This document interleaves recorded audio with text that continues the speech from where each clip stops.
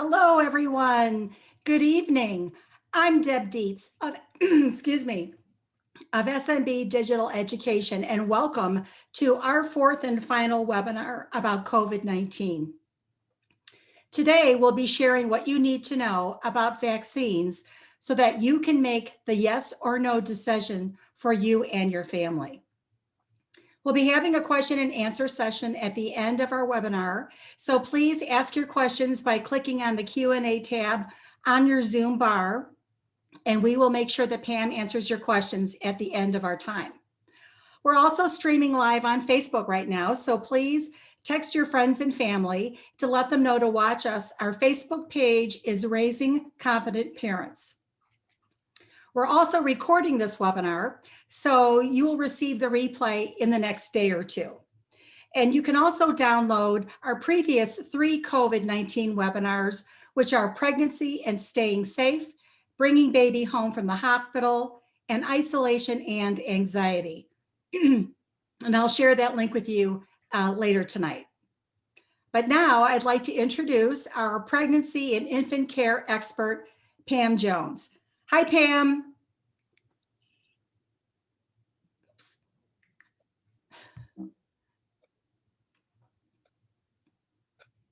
Hi, Deb. So glad to be here.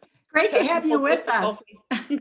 Wonderful, wonderful. And of course, once we started, I got a frog in my throat. So it always happens, right? Anyhow, I'm delighted that you're with us, everyone.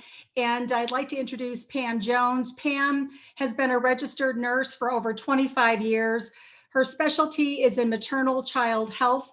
She's a certified parent educator and a certified pediatric sleep specialist and consultant. She's also the founder of the virtual and traveling sleep agency, Sweet Dreams Little Ones. So Pam is the person that you call when you need help with your newborn, getting them to sleep. She will travel to your home. So that's a beautiful thing. It's a great service she provides. Pam and her sister, Pat Pori, are the authors of the best-selling book and online course, Raising Confident Parents, Secrets from Baby Nurses and Parents About Pregnancy, Infant Care, and Achieving Sweet Dreams.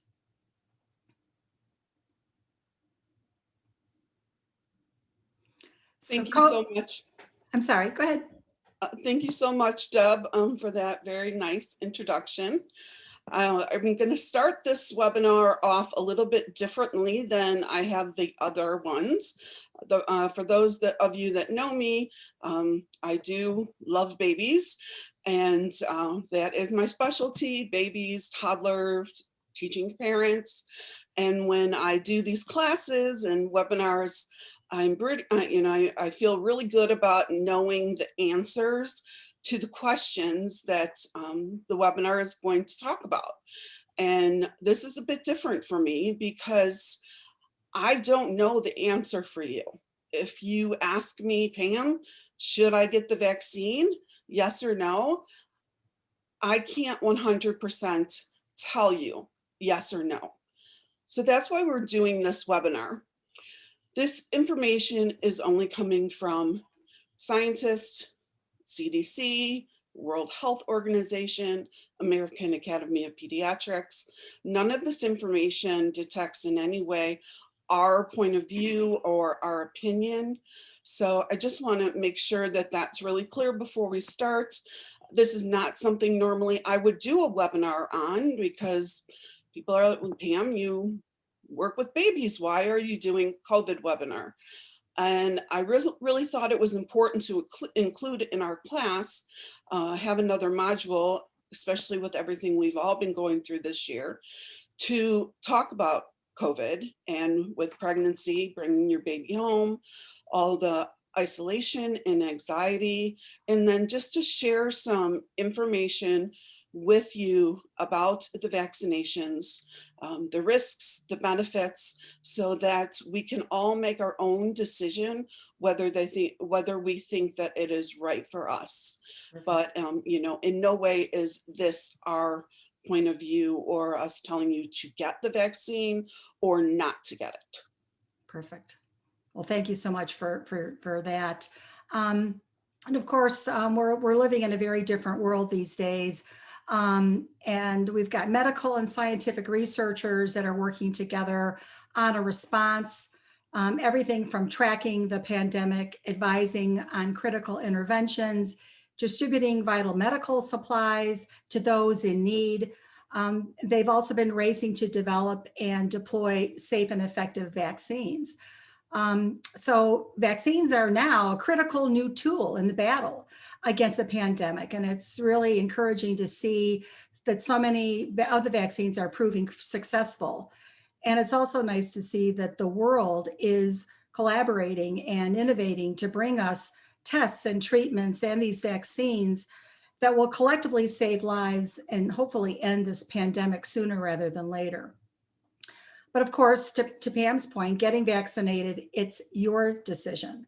And so our job tonight is to give you the facts, the scientific and medical facts from the experts, and so that you can decide if the COVID vaccine is right for you and your family. So again, welcome, delighted to have you with us this evening. Pam, share with us what we need to know. Great, sure will. So the benefits and risks of receiving the vaccine for COVID-19. Today, we'll be sharing with you information from the CDC, World Health Organization, the American Academy of Pediatricians, and some other known scientists. This information will cover the benefits of getting the COVID-19 vaccine, how we and the schools can help our children, especially while they are in school and until they are able to get the vaccine, if their parents or guardians make that choice.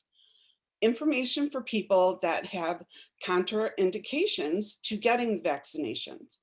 Information for people that should take precaution while getting the vaccination. Risk of severe side effects of getting the vaccine. Common side effects. This information, again, is given by professionals and scientists, not the producers of this webinar. These slides do not reflect our views or opinions. Who are Americans mourning? Their families, their friends, their coworkers, healthcare workers, essential workers, and everyone else that has been devastated by this pandemic. February 22nd, 2021 marked over 500,000 people in the US dead from COVID-19.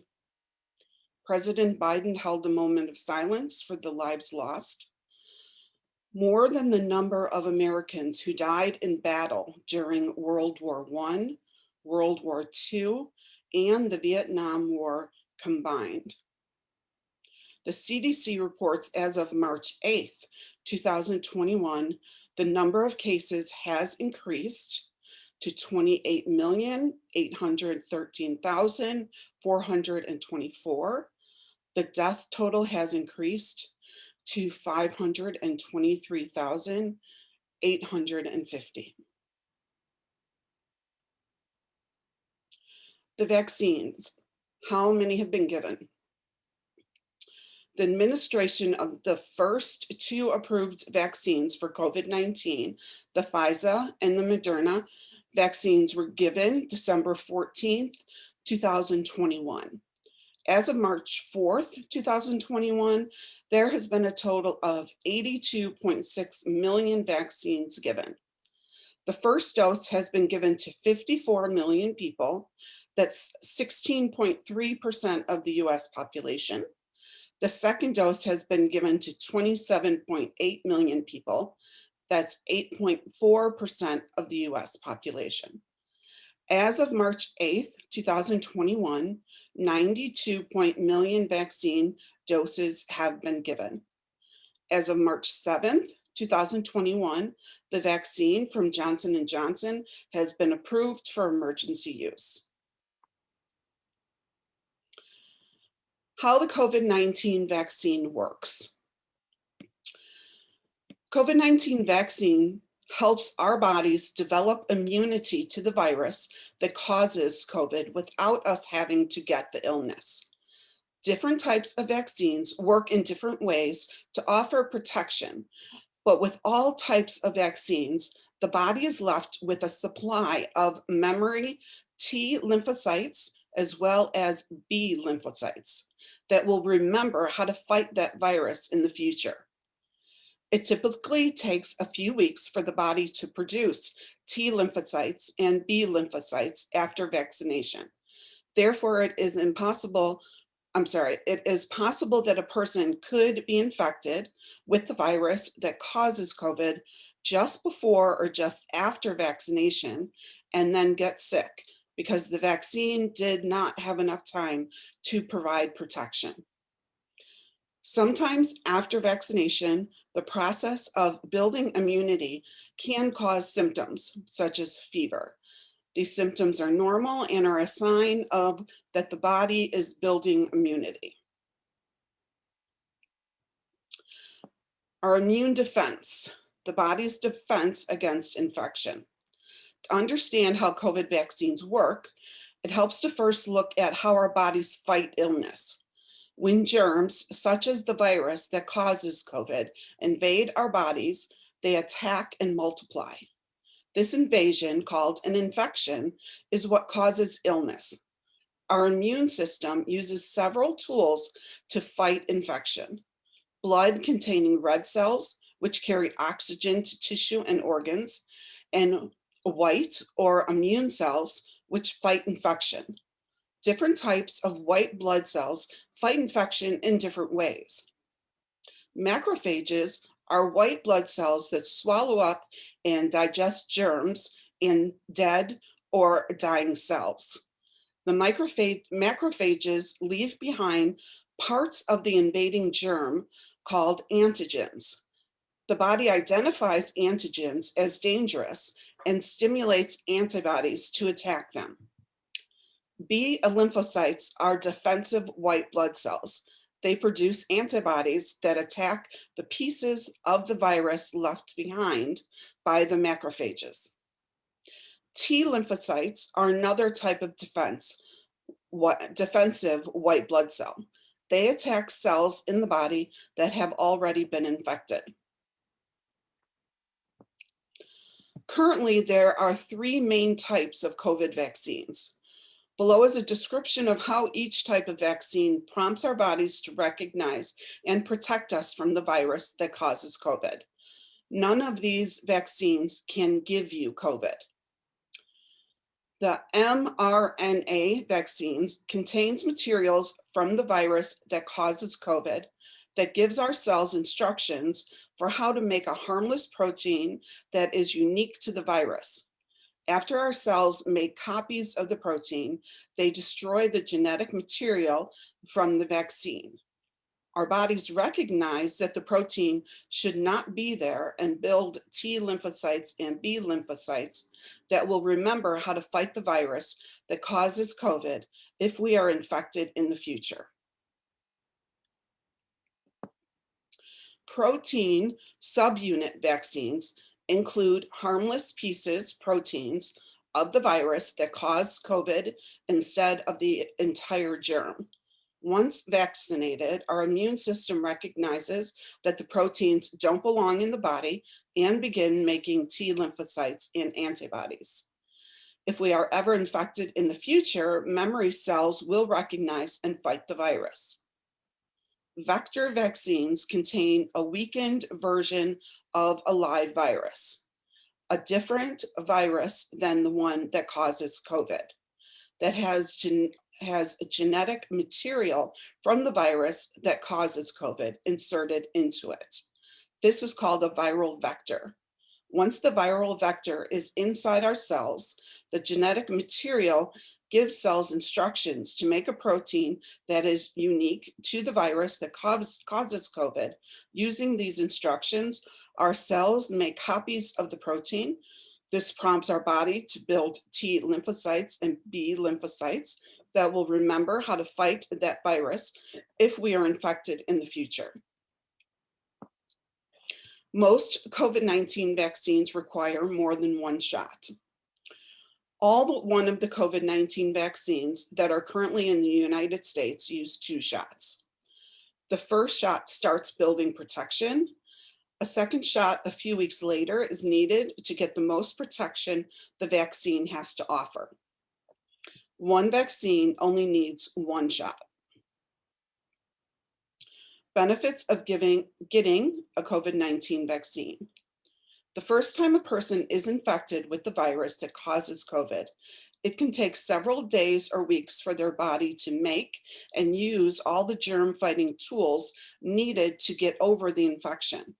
After the infection, the person's immune system remembers that it learned about how to protect the body against that disease. The body keeps a few T lymphocytes called memory cells that go into action quickly if the body encounters the same virus again. When the familiar antigens are detected, B lymphocytes produce antibodies to attack them. Experts are still learning how long these memory cells protect a person against the virus that causes COVID-19. Will a COVID-19 vaccination protect me from getting sick with COVID? Yes. COVID vaccinations work by teaching your immune system how to recognize and fight the virus that causes COVID, and this protects you from getting sick with COVID. Being protected from getting sick is important because even though many people with COVID-19 have only a mild illness, others may get a severe illness, have long-term health effects, or even die.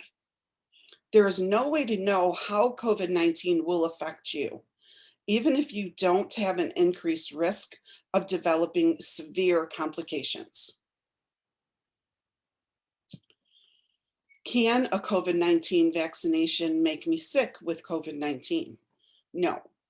None of the authorized and recommended COVID-19 vaccines contain the live virus that causes COVID. This means that a COVID-19 vaccine cannot make you sick with COVID. It typically takes a few weeks for the body to build immunity, protection against the virus that causes COVID. After vaccination, that means it's possible a person could be infected with the virus that causes COVID just before or just after vaccination and still get sick. This is because the vaccine has not had enough time to provide the protection. Is it safe for me to get a COVID vaccine if I'd like to have a baby one day? Yes. People who want to get pregnant in the future may receive the COVID-19 vaccine. Based on current knowledge, experts believe that COVID-19 vaccines are unlikely to pose a risk to a person trying to become pregnant in the short or long term. Scientists study every vaccine carefully for side effects immediately and for years afterwards. The COVID-19 vaccines are being studied carefully now and will continue to be studied for many years, similar to other vaccines. The COVID-19 vaccine, like other vaccines, works by training our bodies to develop antibodies to fight against the virus that causes COVID, to prevent future illness. There is currently no evidence that antibodies formed from COVID-19 vaccination cause any problems with pregnancy, including the development of the placenta. In addition, there's no evidence suggesting that fertility problems are a side effect of any vaccine. People who are trying to become pregnant now or who plan to try in the future may receive the COVID-19 vaccine when it becomes available to them. Talk with your healthcare provider if you have any questions or concerns. You know, the one thing we have to remember with all of this information is that this is a brand new virus. And even though it's been a year and it feels like 10 years, this is only a year old, this virus. So as much as they're learning more every day. And, you know, we would love for them to know exactly what's going to happen 10 years from now. But the fact of the matter is they don't know, so they can't tell us. I feel like we are the people that were just like the people that were around when smallpox vaccine came out, and measles and mumps. And as they had, I don't know the number, so high of friends and families that they lost to smallpox, lost to polio, lost to measles and mumps. Um, and then the vaccines came out, and they used them. So from now, they're still studying, the effects of those vaccines. So I think we have to just keep reminding ourselves, as much as they know, they can only know as much as on future development, as that future comes into play, and they can continue to study it. I know they did do studies on women who didn't know they were pregnant, and had COVID, and then had the COVID during their pregnancy, and it did not affect the baby. So, they're learning just as much as we are, as we're going along. Should I receive the vaccine if I'm pregnant? Getting vaccinated is a personal choice for people who are pregnant. People who are pregnant and part of a recommended group to receive the COVID-19 vaccine, such as healthcare personnel, may choose to be vaccinated. A conversation between pregnant patients and their healthcare providers may help them decide whether to get vaccinated with a vaccine that has been authorized for use under emergency use authorization. While a conversation with a healthcare provider may be helpful, it is not required prior to vaccination. As we talked about in the first webinar about pregnancy, people will talk to their healthcare providers about their risk factors. It is known that if a woman that is pregnant, they are not more likely to get the COVID-19 illness, but they are more likely, if they do get COVID, to have severe illness, hospitalization, and possible death. So I really think they have to take into consideration where they fall in the risk factor of getting COVID. And that's what I'm sure their healthcare provider will talk to them about.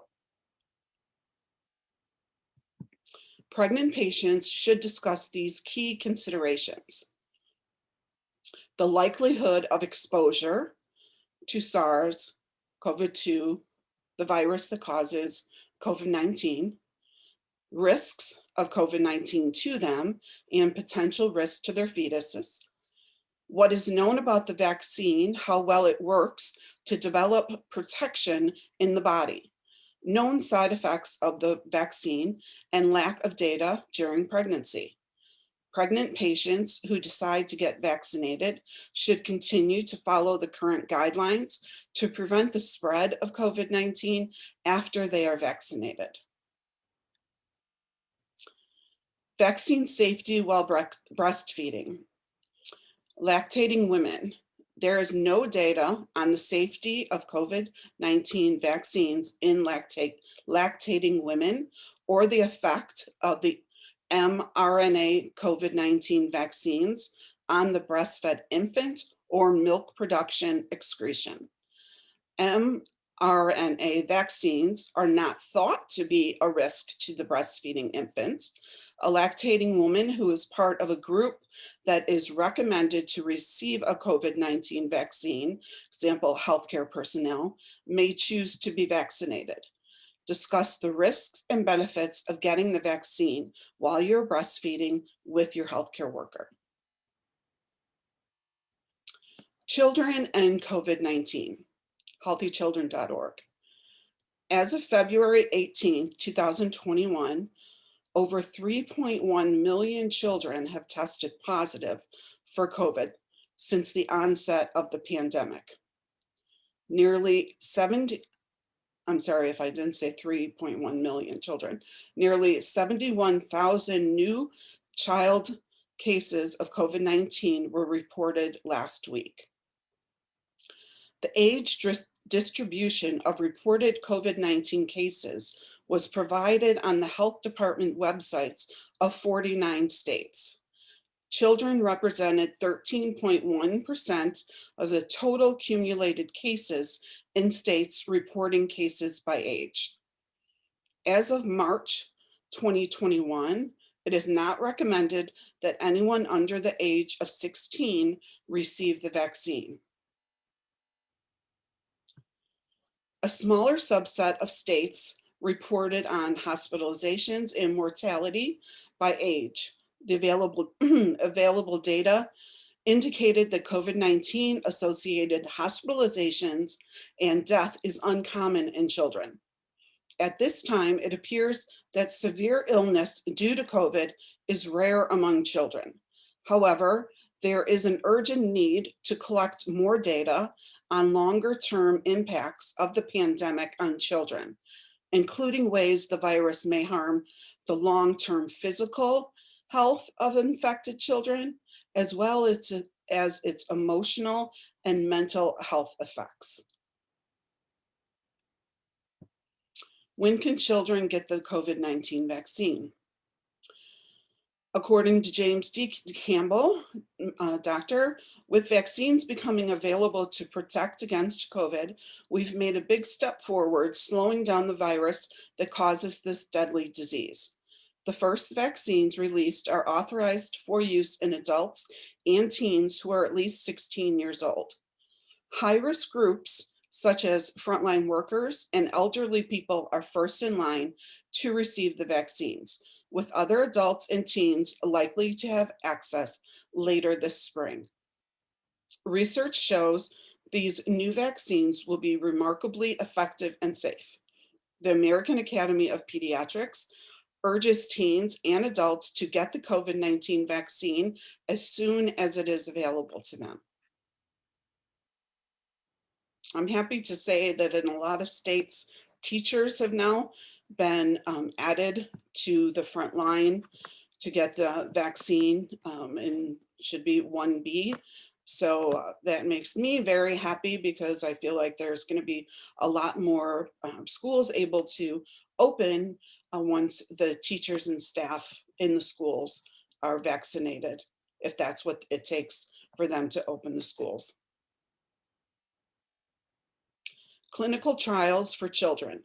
Before COVID vaccines became available for younger teens and children, clinical trials need to be completed.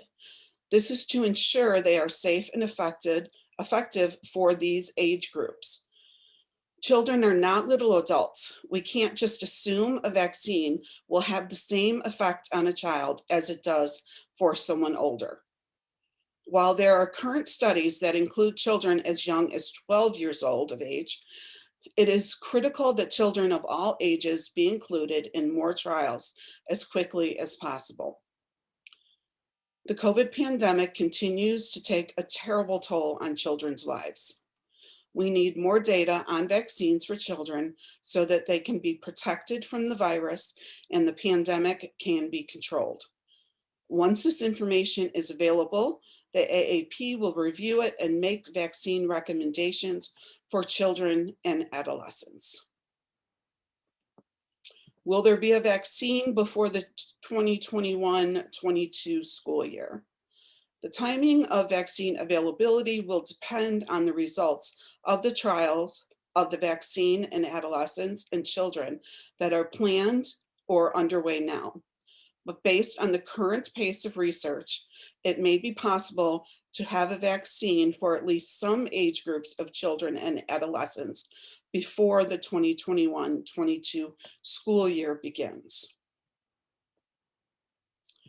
Once a vaccine is shown to be safe and effective in children, health authorities, including the CDC and the AAP, will recommend when and how children should receive the vaccine.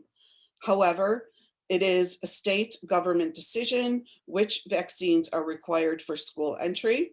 Those decisions could vary by state. One thing is certain, we look forward to the day when children are safely able to go back to school, play with their friends, and enjoy their communities. So what can we do to help children until they can get vaccinated, if that's what their parents choose for them, especially while they're in school, and to get the schools back open again. Safe schools during the COVID-19 pandemic. New COVID vaccines offer families hope that everyday life, including schools, can get back to normal. Vaccines likely will not be available for most students this school year. The good news is that reopening school for in-person learning does not seem to significantly increase community transmission of the virus, but it depends on whether schools are able to follow COVID-19 public health guidance. All schools should aim to have students attend school in person, which is how they learn best. This means working with public health officials to get community spread of the virus under control. And then, when it is possible, to reopen a school for in-person learning. Layered safety measures can help keep students and teachers and staff safe. Why in-person school is best when safe? Schools provide more than just academics to children and adolescents. In addition to reading, writing, and math, students learn social and emotional skills, get exercise, and have access to mental health and other support services. For many children and adolescents, schools are safe and stimulating places to be while parents or guardians are working. For many families, schools are where kids get healthy meals, access to the internet, and other vital services. The pandemic has been especially hard for Black, Hispanic, Latino, Native American, and Alaskan Native children and adolescents and families living in poverty. 1 in 5 teens cannot complete schoolwork at home because they do not have a computer or internet connection. Whether learning plans are in person or virtual right now, schools need funding so they can provide safe and effective education for children. Should children wear cloth face coverings? Yes. Cloth face coverings can be safely worn by all children 2 years of age and older, including the vast majority of children with special health conditions, with rare exceptions. Children under 2 years old should not wear a face mask covering, though, because of suffocation risks. Also, anyone unconscious or unable to remove a face covering on their own should not wear one. My personal experience, my first grade granddaughter has worn a mask every day since her school started in-school classes from the very beginning. And she has never been so healthy during a school year as she has been this year. She's normally been sick several times during the year. And this time she's been wearing a mask every day. And I think she has had a runny nose once. So that is just my personal experience with masks. When do children need to wear cloth face coverings? Children age 2 or older should wear cloth face coverings when they are in childcare, at school, or other group activities. Face coverings are essential for children to safely return to school, childcare, and other group settings. Cloth face coverings should also be worn during most sports. In addition to protecting the child, the use of the cloth face covering significantly reduces the spread of the virus that causes COVID to other children and adults. When they are unable to stay 6 feet away from others, children ages 2 and older should wear cloth face coverings indoors or outdoors when it's not possible to keep a safe distance from others that do not include their immediate family. Examples include school, childcare, a playground, park, grocery store, or doctor's office. If medically fragile or at-risk adults and children live in the household, families may also want to consider wearing face masks at home to help protect them. What schools can do. To prevent the spread of COVID, there are a number of safety steps schools should take. No single one will completely eliminate the COVID risk, but together they can greatly reduce it. Key steps include physical distancing. The goal for students and adults is to stay at least 6 feet apart. However, spacing desks at least 3 feet apart and avoiding close contact may have similar benefits for younger students, especially when they wear masks or cloth face coverings and do not have COVID-19 symptoms. Teachers and staff also should physically distance from the students and each other, limiting in-person meetings and avoid areas such as staff lounges. What schools can do. Since these are often crowded spaces, schools can mark hallways and stairs with one-way arrows on the floor to cut down on the crowding in the halls. Assign lockers by group or eliminate use of lockers. When possible, schools should use outdoor spaces and unused indoor spaces for instruction and meals to help with distancing. Activities like singing, band, and exercising, for example, are safest outdoors and spread out. Buses and playgrounds. Give bus riders assigned seats and require them to wear a mask on the bus. Encourage students who have other ways to get to school, including walking or biking, to use those options. Encourage outdoor activities, such as using the playground in small groups. Playground equipment should be included in the cleaning plans. How to keep schools safe when reopening. Clean and disinfect high-touch areas. Wash hands, desks 3 to 6 feet apart. Fewer students and staff in the classroom. Teachers move to different classrooms, not the students. Lunches at their desks. Use outdoor spaces when possible. Masks for all adults and students. Flexibility to go virtually if the virus surges. Classroom routines. To help limit student interaction outside the classroom, schools should consider having teachers move between classrooms rather than having students fill the hallways during passing periods. Block schedules, fewer classes in a given day and electives in shorter time periods can help limit crossover of students and teachers. Allowing students to eat lunches at their desk or in small groups outdoors instead of in a crowded lunchroom. Leaving classroom doors open to help reduce high-touch surfaces such as doorknobs. Exposure. Children appear less likely than adults to have symptoms and severe illness from COVID. Early studies also suggest those under 10 may be less likely to be infected with and spread the infection, but schools still need to plan for exposures. If a student or staff member has close contact with someone known to have COVID, they should quarantine for 14 days from the day they were in close contact, or the length of time recommended by their local public health office. Cleaning and disinfecting.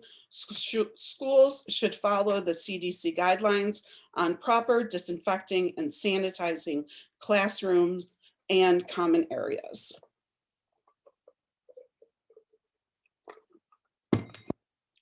Excuse me, I got Deb's frog. Symptoms at school. School nurses should take the temperature of anyone who feels ill during the school day. There should be a specific area to separate or isolate students who don't feel well. To stay safe, school nurses should use PPE, personal protective equipment, such as N95 mask, surgical mask, gloves, and face shields. Testing and temperature checks. Diagnostic testing is recommended when someone has COVID-19 symptoms or recent known or suspected exposure to the virus. The CDC does not currently recommend universal testing for all students and staff. Testing only shows whether a person is infected at that specific moment in time, and may not be useful in preventing outbreaks in school communities. Taking all students' temperatures at school may also not be feasible. However, families should monitor students' health and keep them home if they have a fever of 100.4 degrees Fahrenheit or greater, or any signs of illness. Other considerations. In addition to safety plans, there are other factors that school communities need to address. Students at higher risk. Some students with high-risk medical conditions may need extra accommodations to stay safe.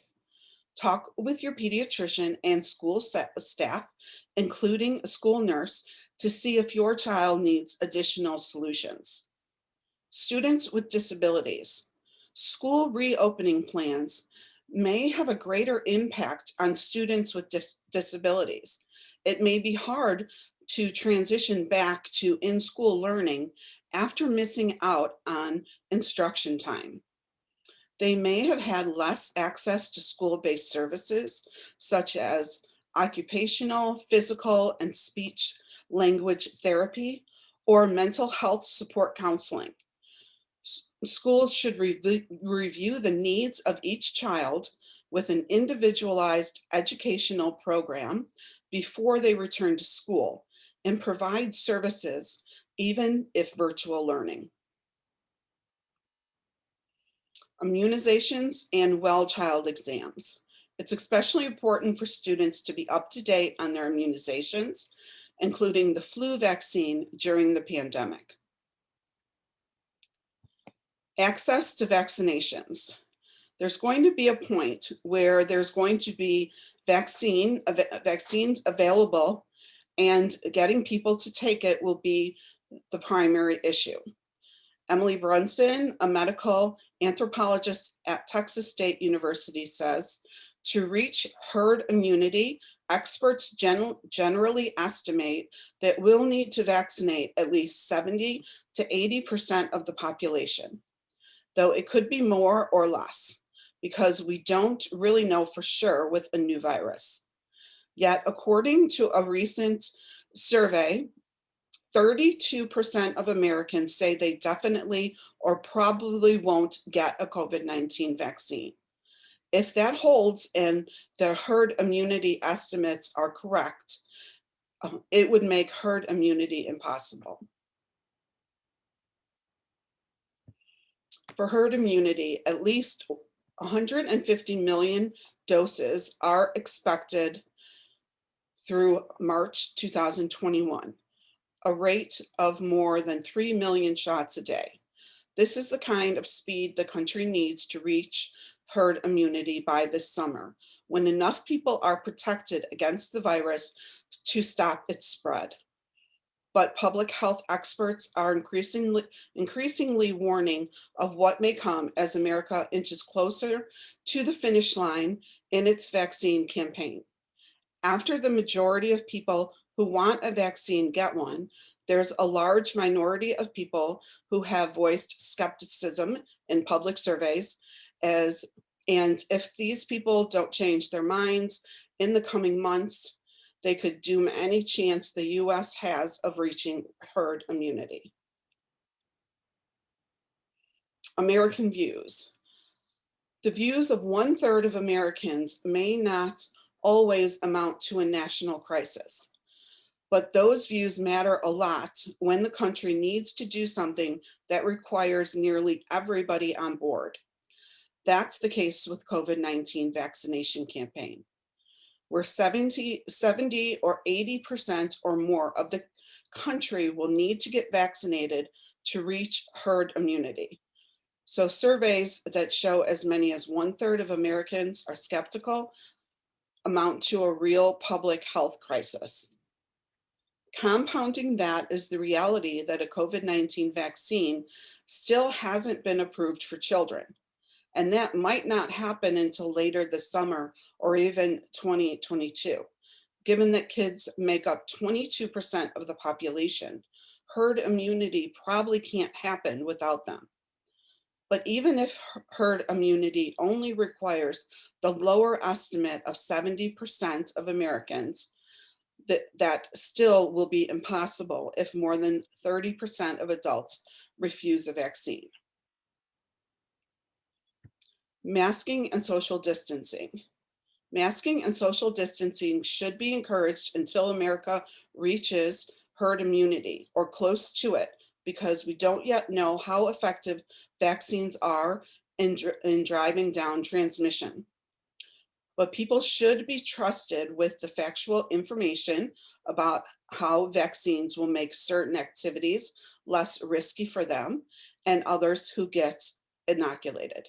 And maybe they could safely enjoy some of those activities with their vaccinated friends and family once again. Today, March 9th, 2021, it was reported on the news that the CDC had approved vaccinated grandparents can see and hug their grandchildren again, as long as no one else in the house is at high risk. There are a lot of happy grandparents and grandchildren today who may not have been able to see each other in the last year. Vaccines are effective.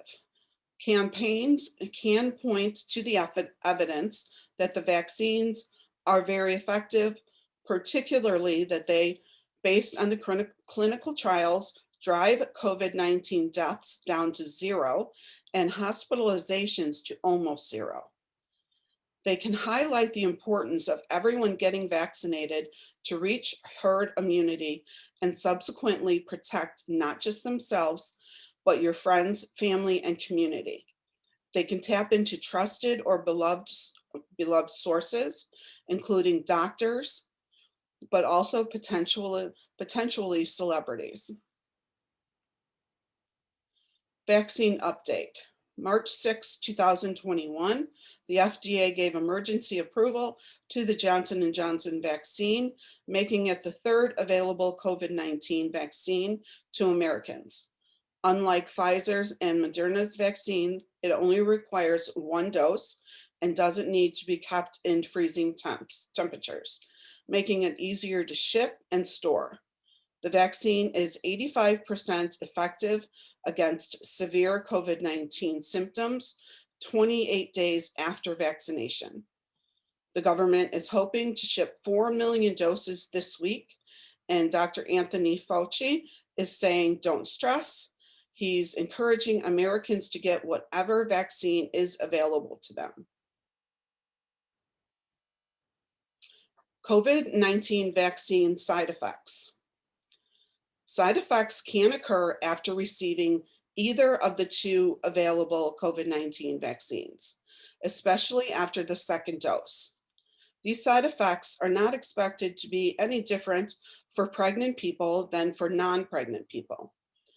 Pregnant people who experience fever following vaccination may be counseled to take acetaminophen, also called Tylenol, because fever has been associated with adverse pregnancy outcomes. Acetaminophen may be offered as an option for pregnant women experiencing other post-vaccination symptoms as well. Some people have experienced allergic reactions after receiving of the vaccine.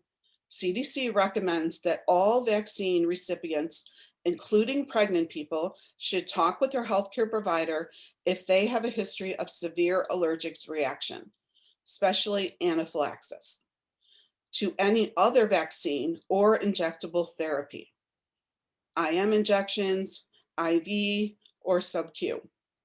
Key considerations to inform these discussions include the unknown risk of developing a severe allergic reaction and the benefits of vaccination. Common side effects from the vaccine.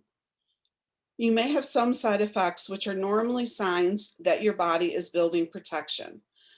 These side effects may affect your ability to do daily activities, but they should go away in a few days. Some people have no side effects at all. On the arm where you received the vaccine, you may have pain, redness, or swelling. Throughout the rest of the body, you may experience tiredness, headache, muscle pain, chills, fever, or nausea. It is not recommended you take medication such as ibuprofen, aspirin, Tylenol, Motrin, or antihistamines before vaccination for the purpose of trying to prevent side effects. These may interfere with your vaccine. Tips to help side effects and when to call the doctor or 911. You can take medications such as ibuprofen, aspirin, Tylenol, Motrin, or antihistamines to relieve post-vaccination side effects. If you have no medical reason that prevents you from taking these medications normally. If you're pregnant, talk with your healthcare provider, as you can usually only take Tylenol, which is acetaminophen, during pregnancy. Apply a clean, cool, wet washcloth over the sore area on your arm. Try to move your arm and use your arm so it doesn't tighten up. To reduce fever, drink plenty of fluids, dress lightly. Call your doctor if symptoms do not improve after 24 hours. Call 911 if you think you may be having a severe allergic reaction after leaving the vaccination site. Anaphylaxis, an allergic reaction to the vaccine. Anaphylaxis is an acute and potentially life-threatening allergic reaction. Has been rarely reported following COVID-19 vaccinations. The body fights foreign invaders that include making protective proteins called antibodies, releasing toxins that kill microbes, and marshalling guardian cells to battle the infection. As in any conflict, sometimes the effort to repel an infection can itself be damaging. In rare cases, it can produce runaway inflammation and swelling of tissue in a serious allergic reaction. As much as 5% of the US population has had such a reaction to various substances. It can be fatal if, for example, the person's airway swells shut. Though deaths are rare, allergies to insect stings and foods can provoke it. Though drug reactions are the most common cause of anaphylactic fatalities in the US and the UK. How often has COVID-19 vaccines triggered cases? In the US, according to the CDC, it occurs in just 2 to 5 people per every million receiving a COVID-19 vaccine. The risk of contracting COVID-19 outweighs the risk that is posed by the vaccine, officials and clinicians say. Anaphylaxis is a known risk of vaccinations. Such reactions occur about 1.3 times per million doses of flu vaccines administered. With other vaccines, they have seen at rates of 12 to 25 per million doses through the study, though the studies were small.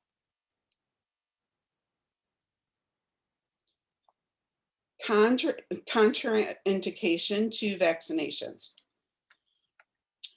They will tell you you cannot have the vaccination if you have the history of the following: severe allergic reaction, anaphylaxis after a previous dose or to a component of the vaccine, immediate allergic reaction of any severity after a previous dose, or known diagnosed allergy to a component of the vaccine. Actions: do not vaccinate, Consider referrals to allergists, immunologists. Consider other vaccine alternatives. Possible signs of an allergic reaction or an anaphylactic reaction. Mild to moderate allergic reactions may show hives, rash, itchiness on your body, vomiting or abdominal pain, sneezing, or runny nose. Severe allergic reaction that may turn into anaphylactic shock, feeling of fear, anxiety, heart palpitations, difficulty talking, croaky voice, swelling in the throat or tongue, shortness of breath or wheezing, loss of consciousness. What do? Call 911, give epinephrine, an EpiPen, as many times as needed. If no response, without breathing or a pulse, give CPR until help arrives. If you have a history of allergies, you should always have at least 2 EpiPens with you and notify anyone that is with you.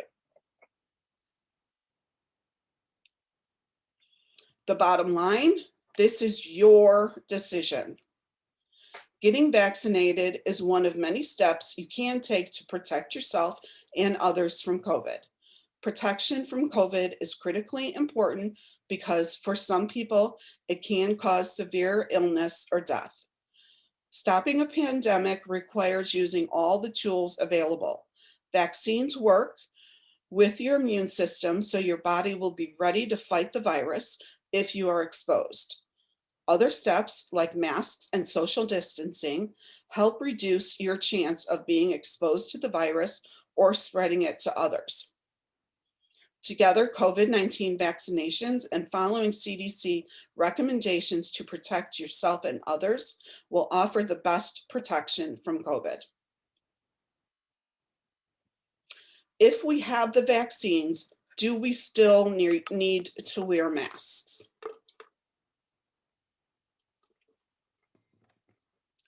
Unfortunately, yes. If we're going to be around someone else that is not vaccinated. Here are 5 reasons why, and I'm going to read a little bit more about each one of them because I think that they're really important. No vaccine is 100% effective. As an emergency physician, Dr. South was in the first group of people to receive a COVID vaccine. She received her 2nd dose last week, even before President-elect Joe Biden. Yet, Dr. South said she's in no rush to throw away her mask. I honestly don't think I'll ever go without a mask at work again. And Dr. South, faculty director of the Urban Health Lab at the University of Pennsylvania in Philadelphia, I don't think I'll ever feel safe enough doing that. And although COVID vaccines are highly effective, Dr. South plans to continue wearing her mask outside the hospital as well.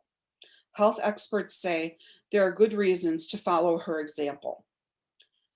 Masks and social distancing will need to continue into the foreseeable future until we have some level of herd immunity, said Dr. Peter Malani, Chief Health Officer at the University of Michigan.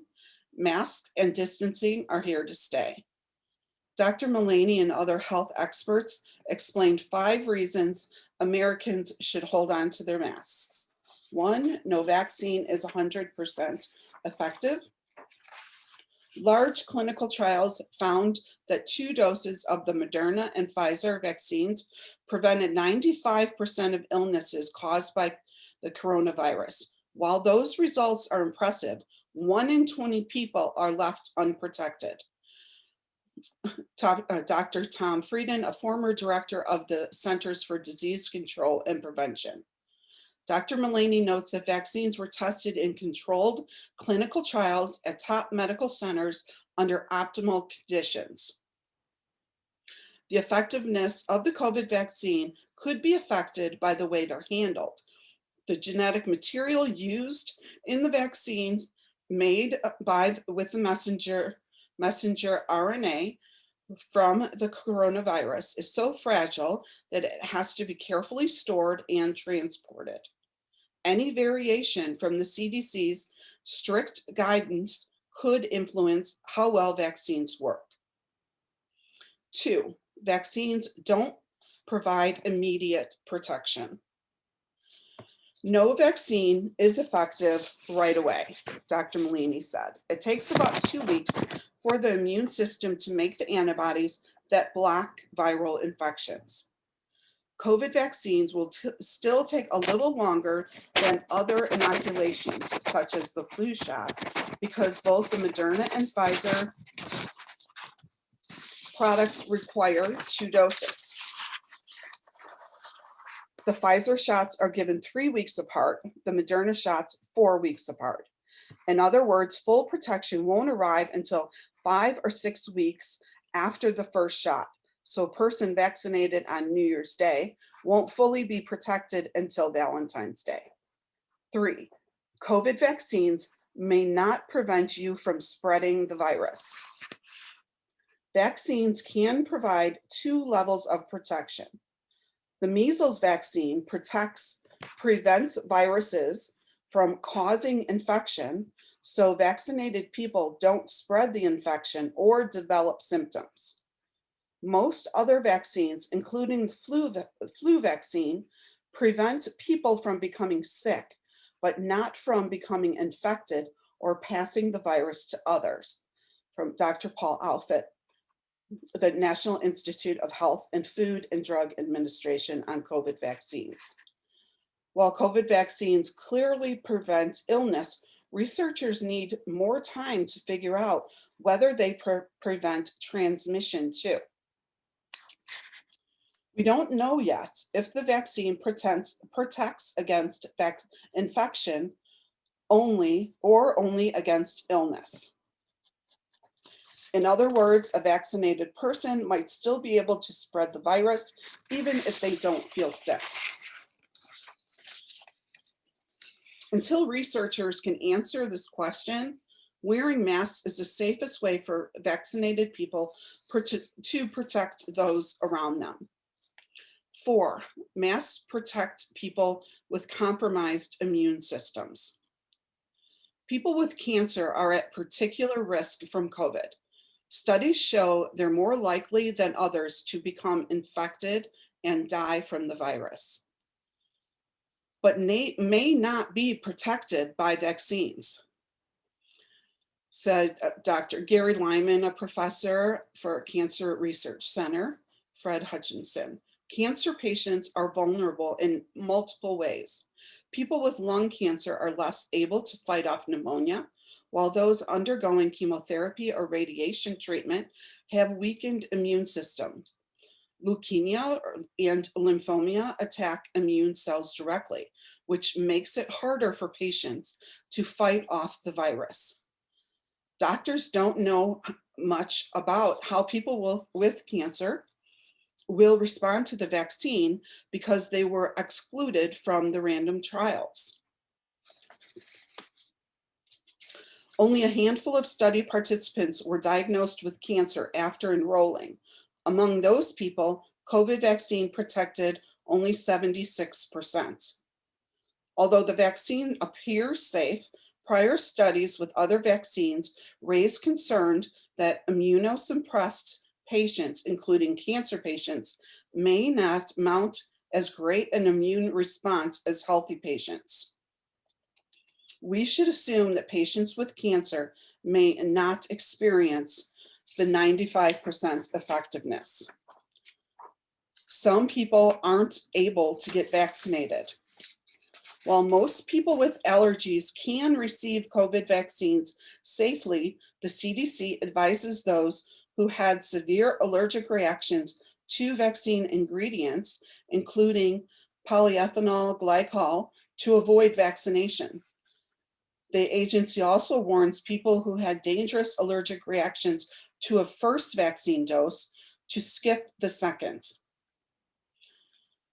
Lyman encourages people to continue wearing masks to protect those with cancer and others who won't be fully protected.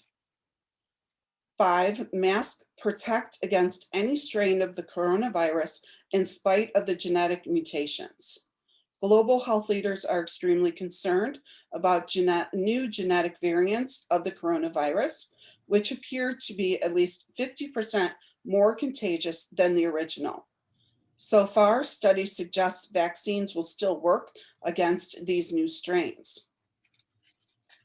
One thing is clear, public health measures such as avoiding crowds, physical distancing, and masks reduce the risk of contracting all strains of the coronavirus, as well as other respiratory diseases. The number of flu cases worldwide has been dramatically lower since countries began asking citizens to stay home and wear masks.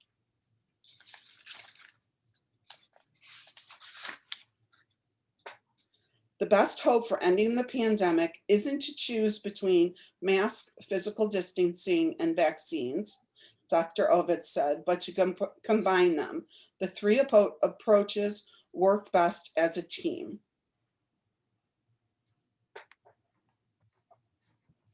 Thank you to all the doctors who just answered those questions for us. Thank you to my sister, Pat Pori, certified postpartum doula, licensed professional counselor, best-selling author, online course creator. To the CDC for up-to-date recommendations, World Health Organization, American Academy of Pediatrics, and healthychildren.org.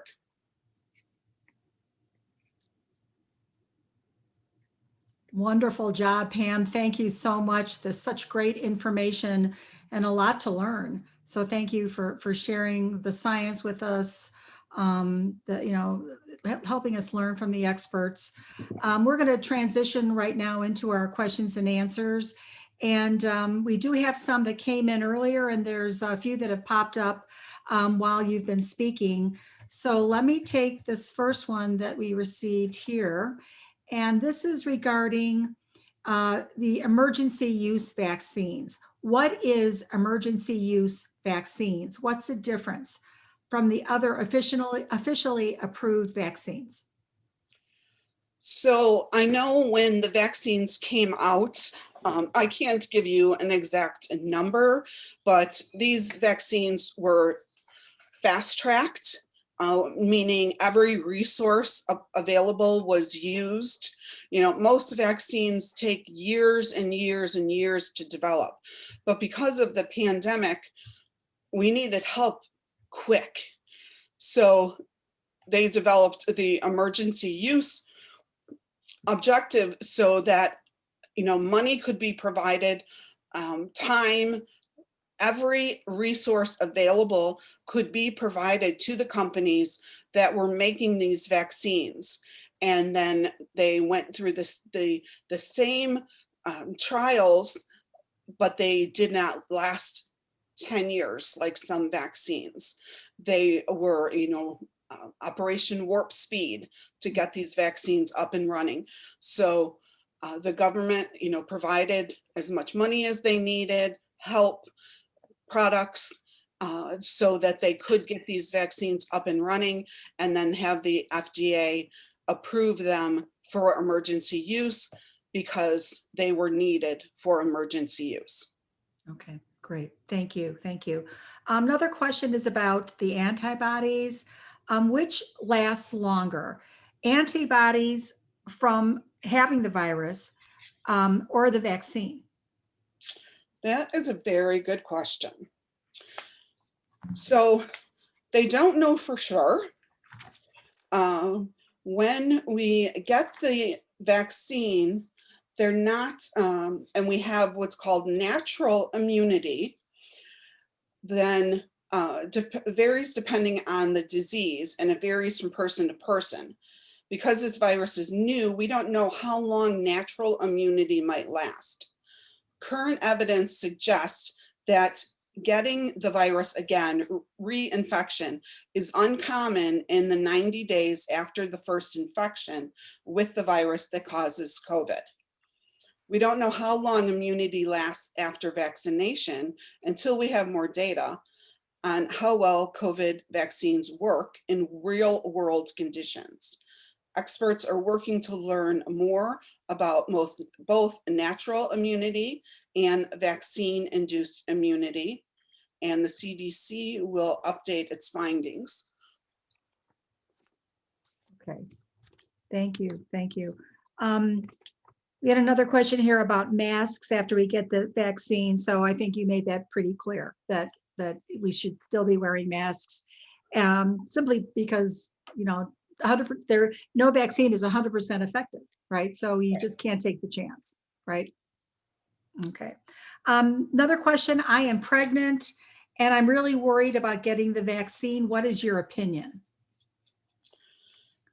So I certainly can't give you my opinion, but if I was pregnant right now, I would certainly talk to my healthcare provider and weigh the risks and the benefits.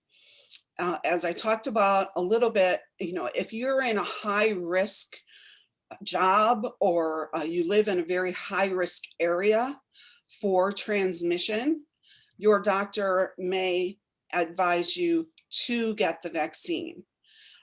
If you are in a low risk job or you're able to stay away from high risk people, and your doctor, you know, may talk to you and advise you to wait until after you have the baby to get the vaccine. So it really all depends on your situation, you know, what your job is, where you live, how likely are you to get the virus? Because as I said, a woman that's pregnant is not more likely to get the virus. But if she does get the virus, she is much more likely for the virus to become serious and her to be hospitalized. Wow. Thank you. Thank you. Another question is, what is the issue with polyethylene glycol? Just 1 day absence? Question mark. Polyethylene glycol. Right. What's the issue? Well, some people are allergic to it and it can cause an allergic reaction. It's a component in the vaccine. Okay. I see. Okay. Okay. So if someone is allergic to any of the products that are in the vaccines, the different vaccines, and they are made differently and they do have different components in them, but someone may have had a vaccine that had the same component that one of the vaccines had and had a severe reaction to it. So in that case, they would advise that person not to receive the vaccine. Okay. But should you be doing your own research and homework to find out what those ingredients are in the vaccines? Yes, and As a they do have them. Just They do okay. have them online with on Okay. the in the CDC website. Okay. They do list all the ingredients in each vaccine. Okay, thank you for that. Again, another great piece of information. You talked a little bit about the side effects after getting the vaccine. Can you just clarify again? Can you take Tylenol or aspirin before, or you shouldn't take it before the vaccine, but it's okay to take it after the vaccine? Is that correct? Right. Okay. You know, and it's kind of similar to, I mean, my kids are 30 and 35 now, but I'm not sure what you did with your son, but before we would take them for their vaccines, we would give them Tylenol or Motrin to help kind of prevent a fever or them not feeling well. So we would give that to them like, you know, right before we went to the doctors. A lot of us, I'm sure not everybody, Right. but that was kind of what you were told to do.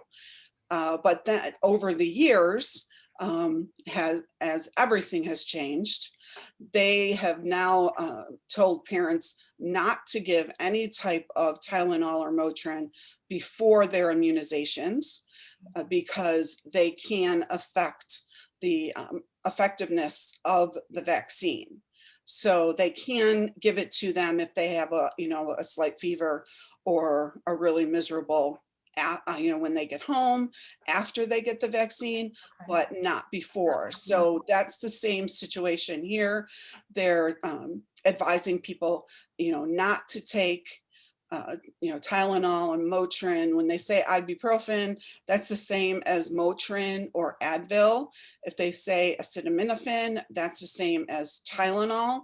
I know that can be a bit confusing. And antihistamine, if someone is afraid that they may have an allergic reaction or itchy skin, you really don't want to take an antihistamine before you get the vaccine. If you have any history of allergies, you want to make sure that you let them know. And so they will watch you after your vaccine for 30 minutes.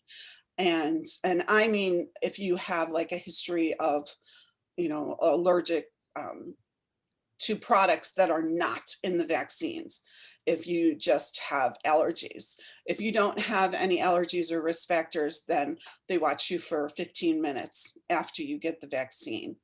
But they don't want you taking that beforehand because it could cover the symptoms. Maybe you would be having an allergic reaction, but it might stall it for, 45 minutes, and then you've left the facility. You're already home by then, right? Right. And so that's why they want to make sure that you don't have it. But like I said, anyone with any type, peanut allergy, bee stings, any type of allergy or any history of an allergic reaction should always carry at least 2 EpiPens. Okay. Just in case one runs out and you didn't know it. So always carry them with you where you can get to them. And if you're outside on a hike with someone, make sure they're in your bag. Make sure the person that's with you knows how to use them. They're very easy to use, but if you're trying to give it to someone for the first time, it can be, very nerve-wracking. So just make sure whoever you are with knows of your allergies. I have a severe allergy to bee stings, and we're on a hike. I have, EpiPens in my backpack, and, go over showing them how to use it. So, I'm always on the side, if you're prepared, it won't happen.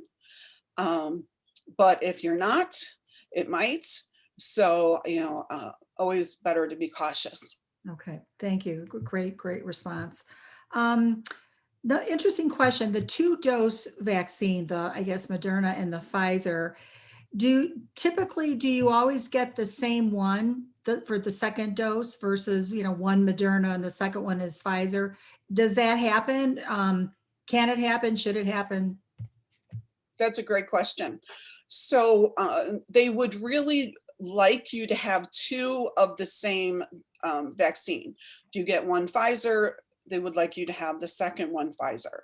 Now, when there was a real shortage coming up and people were already had their first dose, they were thinking that they may have to give them a different brand. If they got the Pfizer, they may have to get the Moderna for the second dose to get it within the timeline. Okay. So that's why they were talking about that. I don't think that they had to do that, but honestly, I don't know 100% if that ever came to be. I know that they were talking about it might happening, and if they had to get a second one, it was okay to get the different brand, but if at all possible, to get 2 of the same. You don't want to get one Pfizer and then get the Johnson & Johnson, though. That is not going to work. Okay. Because they're totally different. The Johnson & Johnson is one shot, and the Pfizer and Moderna are 2. 2. Okay. Thank you for that. Just a general question. How long does the vaccine immunity last? How long is it good for? Do they know? Well, they're not sure. Their hope is that natural immunity, they don't want you to get the vaccine until Right now, what they're saying is wait about 90 days after you've had COVID to be able to get the vaccine, just because they feel like right now that is the best, that's going to have your best outcome. And they're, so they want you to wait. If you can't wait, you can get it sooner, but if you can keep to the strict, timeline, that would be better. But, so they're not sure how long the natural immunities are going to be in place. They're hoping even the natural immunity for years. They're hoping the vaccine immunity will last for years. But there's going to be, no one has been tested even 6 months after getting the vaccine to see, do you still have antibodies?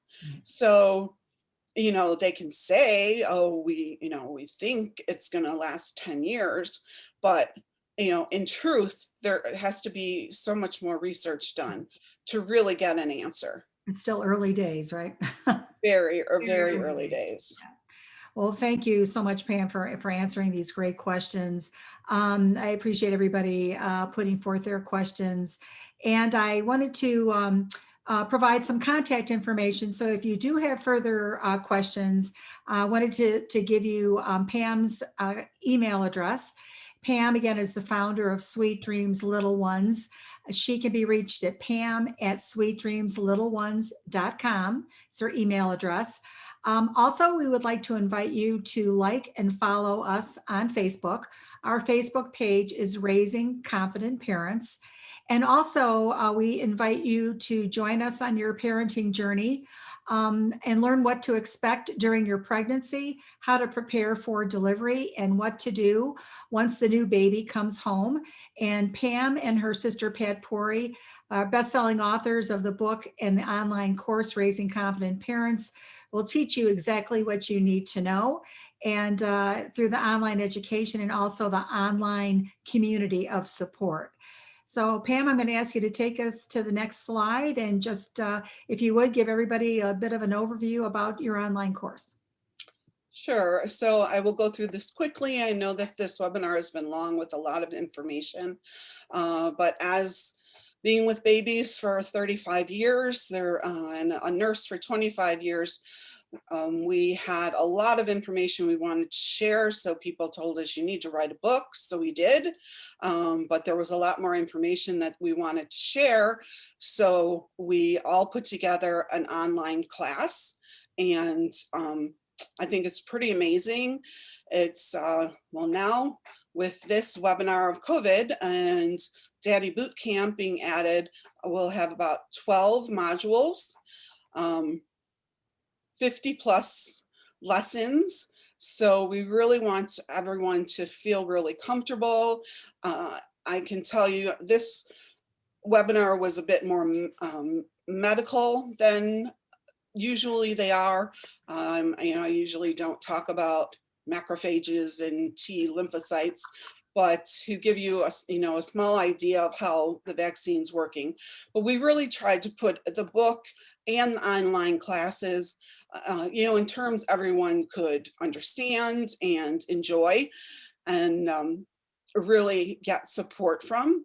So we have, a module on pregnancy, preparing for bringing your baby home, all the decisions you have to make, checklists, module 3, labor and delivery, managing pain, stages, different types of labor and delivery.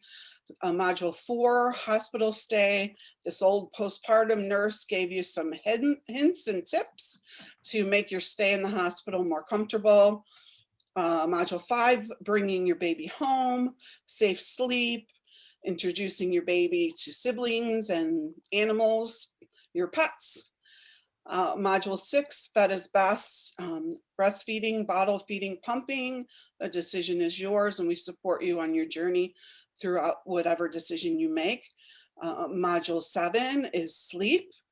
Yes, they had to cut down some of my pages on that one, but I tried to give as much information as I could on healthy sleep habits, birth to 6 weeks, all the way through getting that sweet little angel toddler to stop getting out of his bed at 3 in the morning.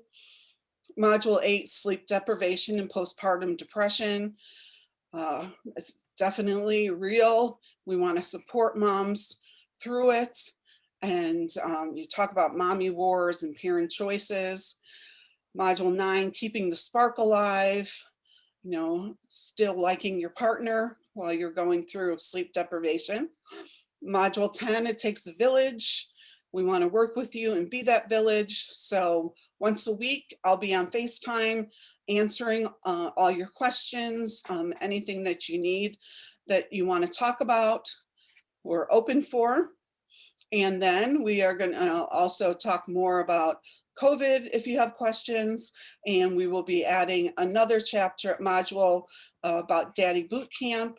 Anytime once you purchase the online class, you can go through it as slowly as you want. You can go through one module at a time as you go through the process.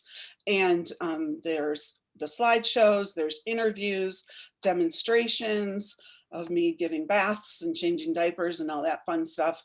And then there's transcripts if you want more information, but we really tried to cover everything A to Z. So it is really a big online class, but I think that you will find everything you could possibly need in there. So Sounds we're really proud of it, and we hope to see you in it there soon. Absolutely, absolutely. Well, thank you for sharing that with us, Pam. And again, everyone, I just wanted to thank you so much for joining us. This webinar replay will be sent to you in the next day or two. This webinar on vaccines.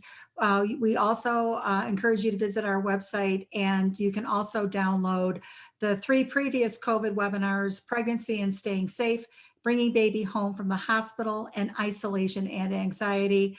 Terrific education. And again, I am very appreciative of Pam, her sister Pat Pori, and putting this great educational webinars together. And before we sign off, Pam, any final words? I just want you guys to, take this information as it is intended. We are certainly not promoting that you get the vaccine or you not get the vaccine. We just really wanted to share information from reputable sites. If you want more pros on getting the vaccine, you can find 1,000 websites that will give you everything, that it will give you glowing long hair and help your nails grow, to cons on websites, that if you take it, you'll have 3 heads. You can find everything online. So just really be careful. Those Google searches can get very, very dark. So pay attention to the scientists, the doctors, because even they don't know 100%. And they're admitting they don't know it. So they're sharing with us what they know as they know it.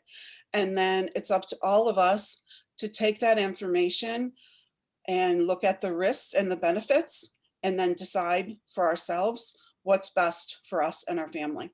There you go. Thank you for joining us. Thank you for joining us, everyone, and stay safe out there. Bye-bye. Bye-bye.